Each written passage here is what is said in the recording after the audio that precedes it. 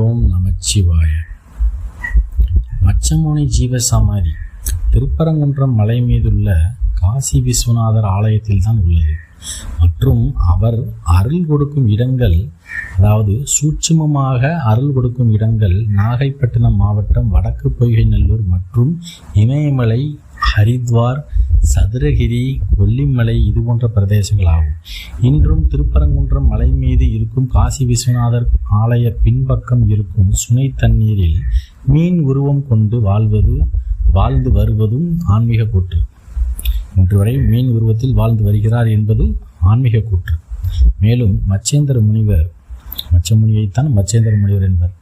மச்சேந்திர முனிவர் நேபாள நாட்டின் காட்மாண்டு நகரில் பாகுமதி என்ற இடத்தில் மச்சேந்திரநாதர் ஆலயத்தில் ஜீவ சமாதி கொண்டுள்ளார்.